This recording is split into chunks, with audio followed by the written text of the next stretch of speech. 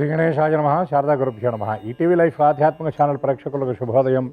శ్రీరస్తు కార్యక్రమానికి శుభస్వాగతం. కార్యక్రమంలో శుభతిథి అంశంలో నేటి పంచాంగ వివరాలు చూద్దాం. ఆంగ్ల తేదీ 29వ తేదీ 12వ నెల 2025 సంవత్సరం సోమవారం. స్వస్తి శ్రీ చాంద్రమాన శ్రీ విశ్వావసునామ సంవత్సరం దక్షిణాయనం హేమంత ఋతువు పుష్యమాసం శుక్లపక్షం దశమి తిథి తెల్లవారుజామున 3:40 వరకు, అనంతరం ఏకాదశి. అశ్విని నక్షత్రం రాత్రి 2:42 వరకు, అనంతరం భరణి నక్షత్రం. శివం యోగం రాత్రి 1:52 వరకు, అనంతరం సిద్ధయోగం. తైతుల కరణం సాయంత్రం 4:42 వరకు, అనంతరం గరజీకరణం. నేటి వర్జ్యం రాత్రి 10:55 నుండి 12:26 వరకు. దుర్ముహూర్తం మధ్యాహ్నం 12:37 నుండి 1:22 వరకు. తిరిగి దుర్ముహూర్తం మధ్యాహ్నం 2:51 నుండి 3:36 వరకు. నేటి అమృత ఘడియలు రాత్రి 7:54 నుండి 9:25 వరకు. నేటి రాహుకాలం ఉదయం 7:30 గంటల నుండి 9 గంటల వరకు. యమగండం ఉదయం 10:30 గంటల నుండి 12 గంటల వరకు. ఇక ఈనాటి విశేషం పూర్వాషాఢ కార్తె ప్రారంభం, అనగా రవి పూర్వాషాఢ నక్షత్రం 1వ పాదంలోకి ప్రవేశం, మూలా నక్షత్రం 4వ పాదంలో నుండి. మనకి సంప్రదాయంలో ఈ కార్తెలను అనుసరించి కూడా వాతావరణాన్ని అంచనా వేసేటటువంటి వాళ్ళు. ఈ కార్తె ప్రవేశం ఉదయం జరిగితే ఈ వాతావరణం ఎలా ఉండబోతుంది మళ్ళీ వచ్చే కార్తె వరకు, రాత్రి ప్రవేశం జరిగితే ఈ కార్తెలో వాతావరణం ఎలా ఉంటుంది, ఇది పంటలకు ఎటువంటి ఉపకారాన్ని కలిగిస్తుంది ఇత్యాదులన్నీ కూడా పాత తరం వాళ్ళు పంచాంగాన్ని అనుసరించి చేసేటటువంటి వాళ్ళు. మన భారతీయ విజ్ఞానం ఎంత గొప్పది అంటే, ఒక పల్లెటూళ్ళలో అరుగు మీద కూర్చున్నటువంటి ఒక పండితుడు పంచాంగంలో చూసి అంతరిక్షంలో ఆ ఖగోళంలో ఎప్పుడు గ్రహణం సంభవిస్తుంది, ఈ గ్రహణం స్పర్శ ఎప్పుడు, మధ్య ఎప్పుడు, నిమీలనం ఎప్పుడు, ఈ గ్రహణ మోక్షకాలం ఎప్పుడు అనేది చెబుతాడు. యథాతథంగా మనం అది ఆకాశంలో అలాగే చూడవచ్చు. అదేవిధంగా అమావాస్య, పూర్ణిమ, చంద్రదర్శనం ఇత్యాదులన్నీ కూడా ఈ వేదాంగమైనటువంటి జ్యోతిష్యంలో ఉన్నటువంటి ఆ పంచాంగాన్ని అనుసరించి చెబుతారు. ఇది ఎంత విజ్ఞానం అంటే మరే ఇతర దేశాలలో కూడా ఇటువంటి విజ్ఞానం లేదని చెప్పడం ఏమాత్రం అతిశయోక్తి కాదు. ఎందుకంటే మన భరతభూమి ఇది వేదభూమి, ధర్మభూమి, కర్మభూమి, పుణ్యభూమి.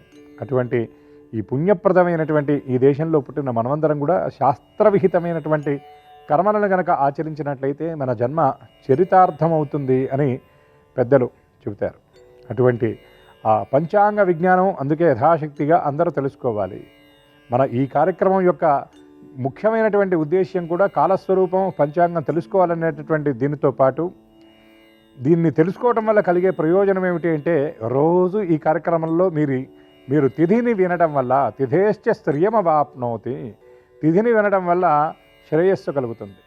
వారాన్ని వినడం వల్ల ఆయుష్యవర్ధనం, ఆయుష్ వృద్ధి చెందుతుంది. నక్షత్రాది హరతే పాపం, నక్షత్రం తెలుసుకోవటం వల్ల పాపాలు హరింపబడతాయి. యోగాద్ నివర్తనం, యోగం తెలుసుకోవటం వల్ల రోగ నివర్తనం కలుగుతుంది.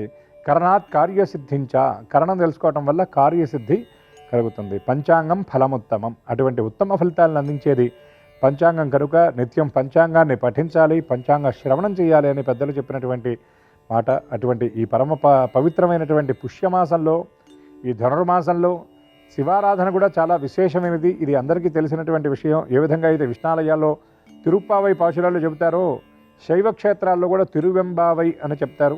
అటువంటివన్నీ కూడా మనకి తెలియకపోయినప్పటికీ కూడా సోమవారం నాడు శివారాధన చేయటం, శివస్మరణ చేయటం చాలా విశేషం. అందుకే పెద్దలు అంటారు, శివశివయ్య అనరాదా శివనామమే చేదా అని అంటారు. సమస్త పాపాలను తొలగించేటటువంటి మంగళనామం శివ. అటువంటి శివారాధన, శివస్తోత్ర పారాయణ అందరూ యథాశక్తిగా చేసి శివానుగ్రహానికి పరిపూర్ణంగా పాత్రులవ్వాలని ఆశిస్తూ స్వస్తి.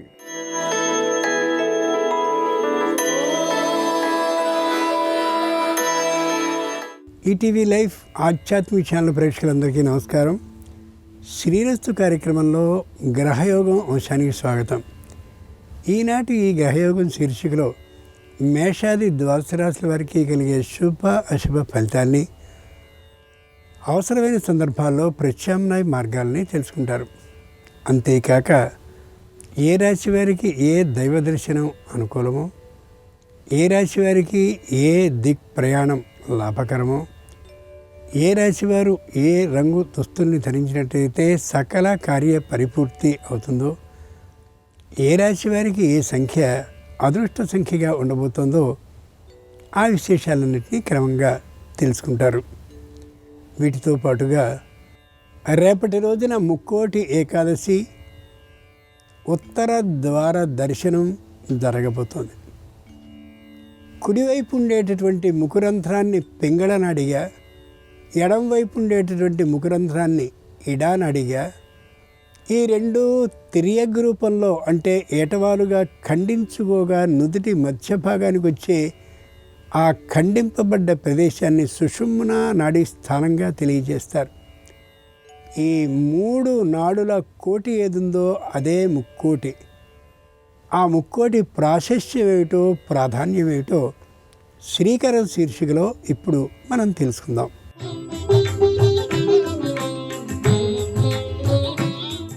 ఏకాదశి తిథి శ్రీహరికి ప్రియమైన రోజు. సంవత్సర కాలంలో వచ్చే 24 ఏకాదశిల్లో శ్రావణ, కార్తీక, మార్గశీర్ష మాసాల్లో వచ్చే ఏకాదశులు అతి ముఖ్యమైనవి. వీటన్నిటిలో కూడా ధనుర్మాసంలో వచ్చే ఏకాదశి మరింత విశేషమైనది. దీన్నే ముక్కోటి ఏకాదశి, వైకుంఠ ఏకాదశి అని అంటారు. ఆలయంలో ఉత్తర ద్వారం గుండా మహావిష్ణువుని ఈరోజు భక్తులు దర్శిస్తారు.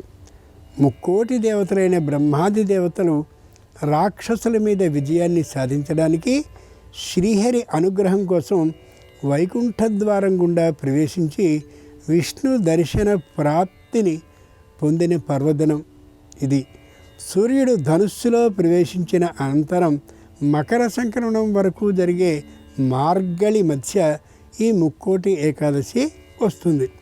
ఉత్తరాయణ పుణ్యకాలానికి ముందు ముక్కోటి దేవతలతో కూడి ఉన్న శ్రీ మహావిష్ణువుని ఈరోజు ఉత్తర ద్వారం నుండి దర్శించినట్టయితే సకల సౌభాగ్యాలు చేకూరుతాయి.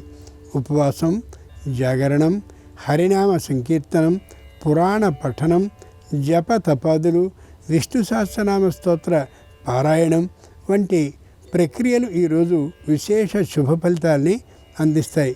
శరీరంలో ఉత్తర భాగం శిరస్సు.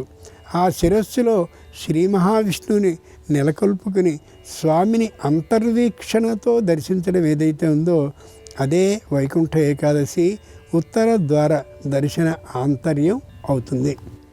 నేటి ప్రత్యేకత పూర్వాషాఢ కార్తె ప్రారంభం మధ్యాహ్నం 2:18 ముందుగా నేటి పంచాంగం.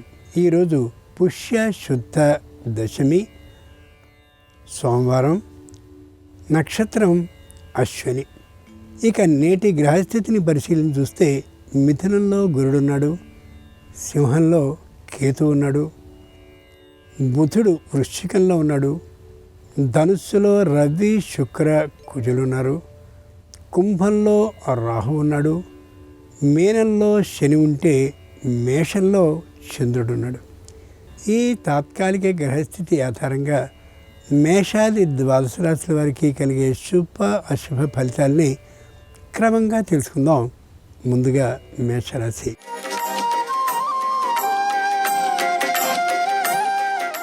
ఈరోజు మేషరాశి వారి ఫలితాల్ని పరిశీలించి చూస్తే వాగ్దానాలను చేయడం ఏమాత్రం సరికాదు. హామీ పత్రాల మీద ఎంత బలవంతం చేసినప్పటికీ కూడా సంతకాలను చేయడం సరైనటువంటి అంశం కానే కాబోదు. రుణం కోసం ఎంత దగ్గర వాళ్ళు వచ్చి యాచించినప్పటికీ ఏ విధంగానూ ఇవ్వకుండా ఉండడం ఉత్తమం. రుణాన్ని స్వీకరించడాన్ని కూడా ప్రభుత్వ రంగ సంస్థ నుండి అయినా స్వీకరించడం సరైనటువంటి అంశం కాకపోవచ్చు. నూతన ఉద్యోగం కోసం అలాగే నూతనమైనటువంటి వృత్తి కోసం ప్రయత్నాన్ని ఈరోజు ప్రారంభిస్తే ఏమాత్రపు అనుకూలత దాదాపుగా ఉండకపోవచ్చు. సోమవారం సందర్భంగా మేషరాశి వారు ఈశ్వరుణ్ణి భస్మంతో అర్చించినట్లయితే సకల వివాదాలు తొలగిపోతాయి. తూర్పు దిక్ ప్రయాణం అనుకూలం. కలిసి వచ్చే రంగు తెలుపు. అదృష్ట సంఖ్య 5.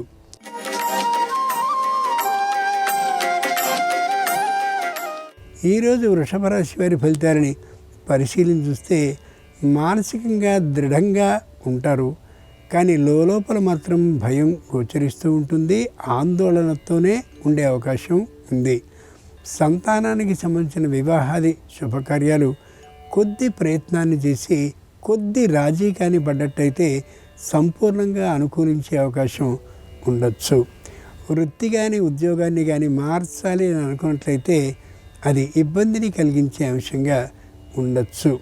చేస్తున్నటువంటి ఉద్యోగంలో చిన్నమైనటువంటి అవరోధాలు, విఘ్నాలు కలుగుతూ ఉండే అవకాశం ఉంది.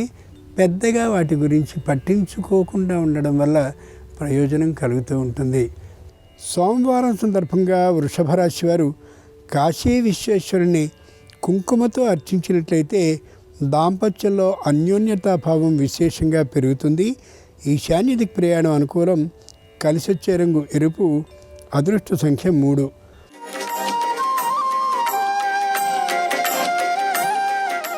ఈరోజు మిథున రాశి వారి ఫలితాలని పరిశీలించి చూస్తే తమ కృషి మీదే తాము ఎదగవలసినటువంటి స్థితి అనే యథార్థం వారికి బాగా అర్థమయ్యే అవకాశం ఉంటుంది.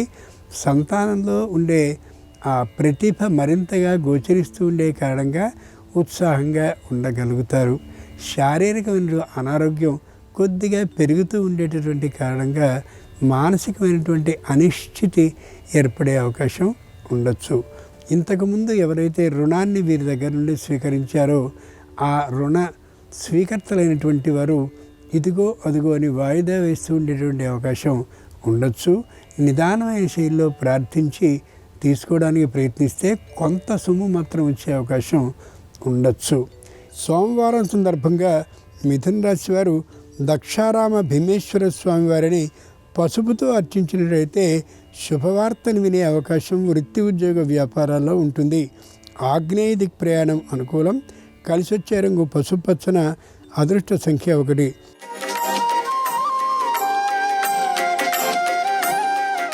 ఈరోజు కర్కాటక రాశి వారి ఫలితాలని పరిశీలించి చూస్తే అంటి ముట్టనట్టుగా వ్యవహరిస్తూ ఉంటారు. తీవ్రమైనటువంటి ఆధ్యాత్మిక భావంలో ఉండే అవకాశం గోచరిస్తుంది. శుభకార్య పరంపర కోసం ఎంత ప్రయత్నం చేసినప్పటికీ కూడా ఏ ఒక్కటి ముడిపడే అవకాశం ఉండకపోవచ్చు. శనిగ్రహ ప్రతికూలత బాగా ఉన్నటువంటి కారణంగా మానసికమైనటువంటి అవ్యవస్థ ఏర్పడుతూ ఉంటుంది. మానసికంగా అశాంతంగా ఉంటారు, కానీ ఏ విధమైనటువంటి అశుభము జరిగే అవకాశం మాత్రం ఉండకపోవచ్చు. సోమవారం సందర్భంగా కర్కాటక రాశి వారు శ్రీశైల మల్లికార్జున స్వామి వారిని బిల్వ దళాలతో అర్చించినట్టయితే ధర్మబుద్ధి పెరిగే అవకాశం ఉంటుంది. దక్షిణ దిక్ ప్రయాణం అనుకూలం. కలిసొచ్చే రంగు నీలం. అదృష్ట సంఖ్య 4.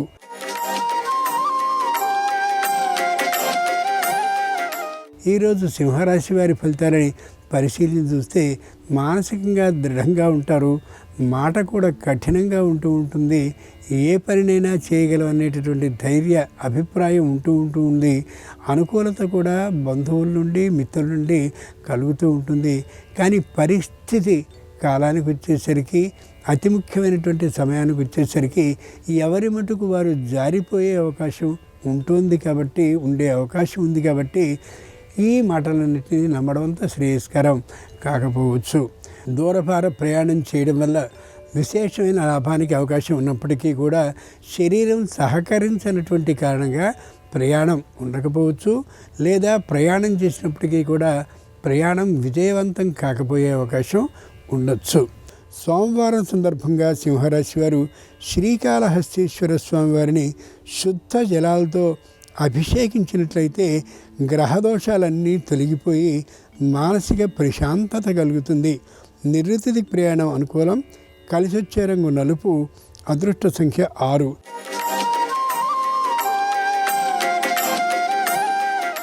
ఈరోజు కన్యారాశి వారి ఫలితాలని పరిశీలించి చూస్తే కుటుంబంలో ఉండే అందరూ కూడా ఏకవాక్యతని పాటిస్తూ ఉంటారు. సంతానంలో ఏ విధమైన అభిప్రాయ భేదాలు ఉండవు. శుభవార్తకి అవకాశం స్పష్టంగా గోచరిస్తుంది. నూతనమైనటువంటి వస్తువుల్ని, వస్త్రాలని, ఆభరణాలని కొనుగోలు చేసే అవకాశం కూడా బలంగా అనిపిస్తుంది. శారీరకమైనటువంటి ఆరోగ్యం మధ్యమంగా ఉంటుంది. మానసికమైనటువంటి ఆరోగ్యం మాత్రం పుష్కలంగా ఉంటుంది. బంధువులతో ఏ విధమైన వ్యతిరేక భావము లేకుండా ఉంటారు.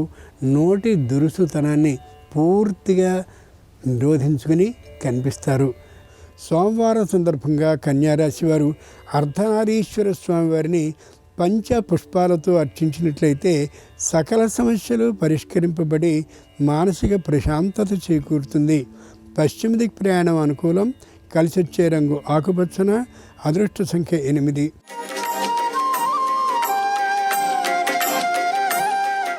ఈరోజు తులారాశి వారి ఫలితాలని పరిశీలించి చూస్తే కుటుంబాన్ని ఒక్కరూ సమర్థించుకోలేనటువంటి పరిస్థితిలో తీవ్రమైనటువంటి నిరుత్సాహాన్ని పొందే అవకాశం ఉండొచ్చు. సంతానంలో ఇంకా వివాహాది శుభకార్యాలు కావలసి ఉన్నటువంటి కారణంగా మానసికమైనటువంటి నిరుత్సాహంతో ఉండే అవకాశం గోచరిస్తుంది. తల్లిదండ్రులు పెద్దవారు అయినటువంటి కారణంగా సరైనటువంటి సూచనలు సలహాలని ఇయ్యలేనటువంటి పరిస్థితి వారిలో ఉండవచ్చు. చేస్తున్నటువంటి ఉద్యోగాన్ని మానసికమైనటువంటి నిరుత్సాహం, శారీరకమైనటువంటి అనారోగ్యం కారణంగా విడిచిపెట్టే అవకాశం గోచరిస్తోంది. సోమవారం సందర్భంగా తులారాశి వారు రామలింగేశ్వర స్వామి వారిని చెరకు రసంతో అభిషేకించినట్లయితే ఆరోగ్య అభివృద్ధి కలుగుతుంది. వాయవ్య దిక్ ప్రయాణం అనుకూలం. కలిసొచ్చే రంగు ఎరుపు. అదృష్ట సంఖ్య 7.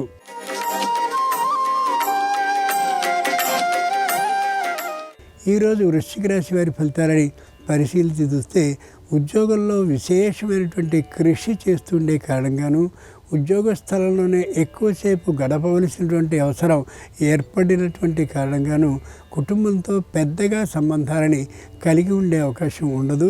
ఎక్కువ మాట్లాడే అవకాశం కూడా ఉండకపోవచ్చు. తల్లిదండ్రులతో అత్తమామలతో కూడా ఎక్కువ సంభాషించేటటువంటి విధానం లేకపోయే కారణంగా వారిలో మానసికమైన బాధ కొద్దిగా జనించవచ్చు. నూతనమైనటువంటి ఉద్యోగం కోసం చేసే ప్రయత్నం ఏది కూడా ఫలించే అవకాశం ఉండదు. వ్యాపారంలో మరింత అభివృద్ధిని సాధించడం అనేది తాత్కాలికంగా అసాధ్యమయ్యే అంశంగా కూడా ఉండవచ్చు. సోమవారం సందర్భంగా వృశ్చిక రాశి వారు కోటిలింగేశ్వర స్వామి వారిని పంచామృతాలతో అభిషేకించినట్లయితే ఆకస్మిక ధనప్రాప్తికి అవకాశం ఉంటుంది. ఉత్తర దిక్ ప్రయాణం అనుకూలం. కలిసొచ్చే రంగు తెలుపు. అదృష్ట సంఖ్య 5.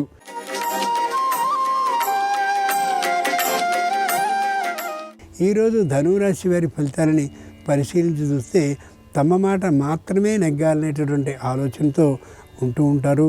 ప్రతి విషయంలోనూ అపార్థపడేటటువంటి అవకాశం హెచ్చుగా ఉంటూ ఉండొచ్చు.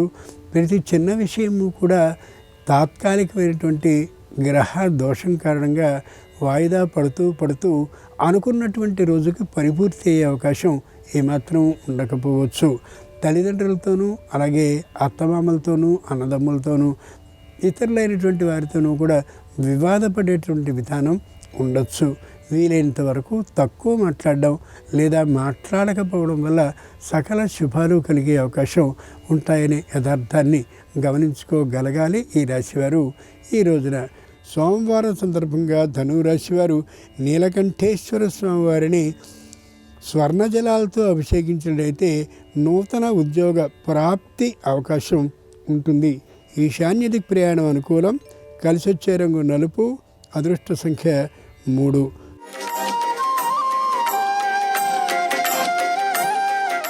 ఈరోజు మకర రాశి వారి ఫలితాలని పరిశీలించి చూస్తే కొద్దిగా ఆర్థికంగా అభివృద్ధి చెందే అవకాశం ఉండొచ్చు.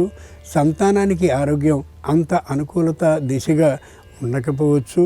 కుటుంబంలో ఉండేటటువంటి దంపతులకి కూడా ఆరోగ్యం మధ్యమంగా ఉండే అవకాశం ఉంది. ఆపన్న హస్తాన్ని అందించి వ్యాపారాన్ని చక్కగా నిలబెట్టినటువంటి వారందరూ కూడా రుణాలని తీసుకున్నటువంటి వీరి విషయంలో ఒత్తిడి కొద్దిగా పెంచే అవకాశం కూడా ఉండొచ్చు. ఏది ఏమైనప్పటికీ కూడా ఈ రాశివారు మాట తీరులో తొందరతనాన్ని మాత్రము పాటించకుండా ఉండడం ఉత్తమం. సోమవారం సందర్భంగా మకర రాశి వారు శివుణ్ణి రజత జలాలతో అభిషేకించినట్లయితే నూతన ఉద్యోగంలో భద్రత సిద్ధిస్తుంది. పశ్చిమ దిక్ ప్రయాణం అనుకూలం. కలిసొచ్చే రంగు నీలం. అదృష్ట సంఖ్య 1.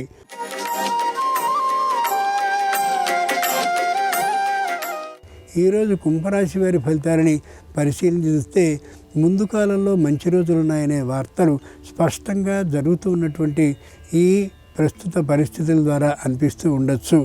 నూతనమైనటువంటి వాహనాన్ని కొనుక్కునే అవకాశం ఉంది. అలాగే నూతనమైనటువంటి యంత్రాన్ని ఆ పాడైపోయినటువంటి యంత్ర స్థానంలో కొనుక్కునే అవకాశం గోచరిస్తుంది. నూతన ఆభరణాలని, నూతనమైనటువంటి వస్తువులని, నూతనమైనటువంటి వస్త్రాలని కొనుక్కుంటారు. తప్పక అనుమానం ఏమాత్రమూ లేకుండా ప్రతి విషయంలోనూ కూడా దృఢమైనటువంటి నిర్ణయాన్ని తీసుకోగలుగుతారు. సోమవారం సందర్భంగా కుంభరాశి వారు ఉమామహేశ్వర స్వామి వారిని తామ్రజలంతో అభిషేకించినట్టయితే తొందరపాటుతనం తొలగిపోయి రావాల్సినటువంటి బకాయిలన్నీ కూడా స్వచ్ఛంగా అశ్రమంగా వచ్చే అవకాశం ఉంటుంది. ఉత్తర దిక్ ప్రయాణం అనుకూలం. కలిసి వచ్చే రంగు ఎరుపు. అదృష్ట సంఖ్య 2.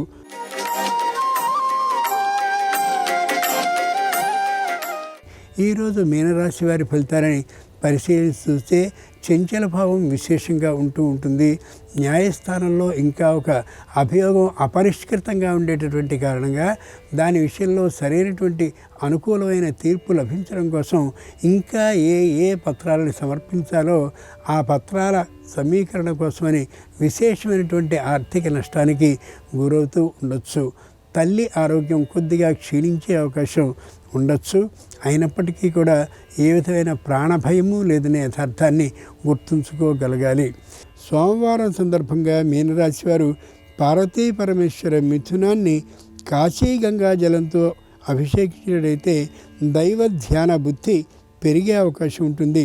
దక్షిణ దిక్ ప్రయాణం అనుకూలం. కలిసి వచ్చే రంగు పసుపచ్చన. అదృష్ట సంఖ్య 4. ఇవి ఈనాడు ద్వాదశ రాశుల వారికి కలిగే శుభ అశుభ ఫలితాలు. ఈరోజు సోమవారం అయినటువంటి సందర్భంగా శంకరుని సంపూర్ణ అనుగ్రహం సర్వరాశుల వారికి కలగాలని హృదయపూర్వకంగా ప్రార్థిస్తూ స్వస్తి. నమస్కారం. రేపు వైకుంఠ ఏకాదశి, ముక్కోటి ఏకాదశి. ఈ సందర్భంగా విష్ణుమూర్తి సంపూర్ణమైన అనుగ్రహం కలిగి సమస్త శుభాలు చేకూరాలంటే ఎలాంటి ముఖ్యమైన విధి విధానాలతో విష్ణుమూర్తిని పూజించాలో, వైకుంఠ ఏకాదశి, ముక్కోటి ఏకాదశి సందర్భంగా పాటించవలసిన ముఖ్యమైన విధి విధానాలేంటో నేటి శుభం లాభం అనే శీర్షికన పరిశీలిద్దాం. సంవత్సరంలో వచ్చే అన్ని ఏకాదశుల్లో వైకుంఠ ఏకాదశి లేదా ముక్కోటి ఏకాదశికి ప్రత్యేకమైన ప్రాధాన్యత ఉంది. దానికి కారణం ఏంటంటే దేవతలు వైకుంఠంలో ఉత్తర ద్వారం గుండా వెళ్ళి శ్రీ మహావిష్ణువును దర్శనం చేసుకుంటారు. అందుకే దీన్ని ముక్కోటి ఏకాదశి అనే పేరుతో పిలుస్తారు. ముక్కోటి ఏకాదశి రోజు విష్ణుమూర్తిని దేవాలయంలో ఉత్తర ద్వారం గుండా వెళ్ళి దర్శనం చేసుకోవాలి. దీనిలో ఒక అద్భుతమైన రహస్యం ఉంది. మానవ శరీరంలో ముఖం తూర్పు దిక్కుని తెలియజేస్తుంది, సహస్రారం ఉత్తర దిక్కుని తెలియజేస్తుంది. విష్ణు సంబంధమైన ఆలయంలో ముక్కోటి ఏకాదశి రోజు ఉత్తర ద్వార దర్శనం చేసుకుంటున్నామంటే సహస్రారంలో శ్రీ మహావిష్ణువుని దర్శనం చేసుకోవటం, ఆత్మ సాక్షాత్కారం పొందటం అని దీనిలో ఉన్న అంతరార్థం. అలాగే ఆర్థిక ఆరోగ్య కుటుంబ సమస్యలన్నీ తొలగింపజేసుకోవటానికి దేవాలయంలో ఉత్తర ద్వార దర్శనం చేసుకోవడంతో పాటుగా విష్ణుమూర్తిని ప్రత్యేకంగా పూజించాలి. కొన్ని ముఖ్యమైన నియమాలు పాటించాలి. ముక్కోటి ఏకాదశి రోజు తప్పనిసరిగా పాటించాల్సిన నియమాలు ఏంటంటే, ఎవరూ కూడా అసత్యమాడరాదు. అది మొట్టమొదటి నియమం. రెండవ నియమం, కోపం తెచ్చుకోరాదు. మూడవ నియమం, విష్ణుమూర్తిని శాల పుష్పాలతో పూజించాలి. శాల పుష్పాలంటే మీ ఇంటి ఆవరణలో పెరిగిన మొక్కల పుష్పాలను శాల పుష్పాలు అంటారు. ఆ శాల పుష్పాలతో ముక్కోటి ఏకాదశి రోజు విష్ణువుని పూజిస్తే విష్ణువు వెంటనే అనుగ్రహిస్తాడు. నాలుగవది, విష్ణు సంబంధమైన ఆలయంలో ముక్కోటి ఏకాదశి రోజు గరుడధ్వజ దీపాన్ని వెలిగించాలి. గరుడధ్వజ దీపం అంటే ఏంటంటే, విష్ణుమూర్తి ఆలయంలో ధ్వజస్తంభాన్ని గరుడధ్వజము అనే పేరుతో పిలుస్తారు. కాబట్టి రాముడు, కృష్ణుడు, నరసింహస్వామి, వెంకటేశ్వర స్వామి ఇలా ఏ విష్ణు సంబంధమైన ఆలయంలో అయినా సరే ఉత్తర ద్వార దర్శనం చేసుకోవడంతో పాటుగా ధ్వజస్తంభం దగ్గర ఆవు నెయ్యి దీపాన్ని వెలిగించండి. దీన్ని గరుడధ్వజ దీపము అంటారు. ముక్కోటి ఏకాదశి రోజు ఈ గరుడధ్వజ దీపం పెడితే విష్ణుమూర్తి వెంటనే అనుగ్రహిస్తాడు. అలాగే విష్ణు సంబంధమైన ఆలయంలో భక్తులకి గంధం కానీ వెన్నపూస కానీ దానం ఇచ్చినా కూడా ముక్కోటి ఏకాదశి రోజు విష్ణుమూర్తి సంపూర్ణమైన అనుగ్రహం వల్ల సమస్త శుభాలు చేకూరతాయి. గృహంలో కూడా ముక్కోటి ఏకాదశి సందర్భంగా లక్ష్మీనారాయణల చిత్రపటం దగ్గర దీపాన్ని వెలిగించి తులసి దళాలతో పసుపచ్చటి చామంతి పూలతో పూజిస్తూ ఓం నమో నారాయణాయ, ఓం నమో భగవతే వాసుదేవాయ, అష్టాక్షరి ద్వాదశాక్షరి 2 మంత్రాలు వీలైనన్ని సార్లు పఠించాలి. విష్ణుమూర్తికి పచ్చకర్పూరం అంటే చాలా ప్రీతిపాత్రం కాబట్టి ముక్కోటి ఏకాదశి రోజు ఏ గృహంలో అయితే పచ్చకర్పూరంతో విష్ణువుకు హారతిస్తారో ఆ ఇంట్లో భూలాభము గృహలాభము తొందరగా చేకూరటానికి ఆస్కారం ఉంటుందని ధర్మశాస్త్ర గ్రంథాలు తెలియజేస్తున్నాయి. కోర్టు వ్యవహారాల్లో విజయం త్వరగా చేకూరాలన్నా, శత్రుబాధల నుంచి బయటపడాలన్నా కూడా ముక్కోటి ఏకాదశి రోజు పచ్చకర్పూరంతో హారతి ఇవ్వండి. అలాగే విష్ణుమూర్తికి తీపి పదార్థాల్లో పచ్చకర్పూరం కలిపి ఆ తీపి పదార్థాలు నైవేద్యంగా సమర్పించండి. సంవత్సరంలో వచ్చే అన్ని ఏకాదశుల్లో ఉపవాసం ఉండటం కంటే ముక్కోటి ఏకాదశి రోజు ఉపవాసం ఉంటే ఉత్తమమైన ఫలితాలు కలుగుతాయి.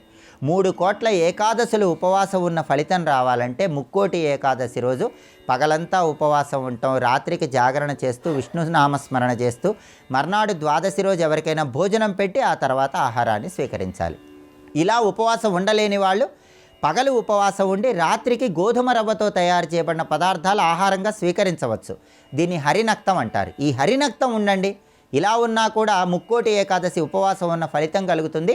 కానీ మర్నాడు ద్వాదశి రోజు మాత్రం ఎవరికైనా అన్నదానం చేయండి. దానివల్ల అద్భుతమైన ప్రయోజనాలు సిద్ధింపజేసుకోవచ్చు.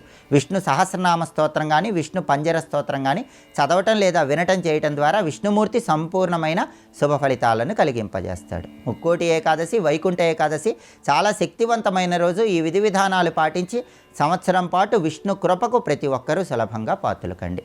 అలాగే ఆంగ్ల సంవత్సరానికి వీడ్కోలు పలుకుతూ, నూతన ఆంగ్ల సంవత్సరానికి స్వాగతం పలుకుతూ, నూతన ఆంగ్ల సంవత్సరంలో అదృష్టము ఐశ్వర్యము కలిసి రావాలంటే డిసెంబర్ 31 పాటించాల్సిన ముఖ్యమైన విధి విధానాలేంటో డిసెంబర్ 31వ తేదీన శుభం లాభం శీర్షికన పరిశీలిద్దాం. నమస్కారం. ఈ కార్యక్రమాన్ని తిరిగి చూడాలనుకుంటే www.youtube.com/ETV Life Spiritual లో చూడవచ్చు.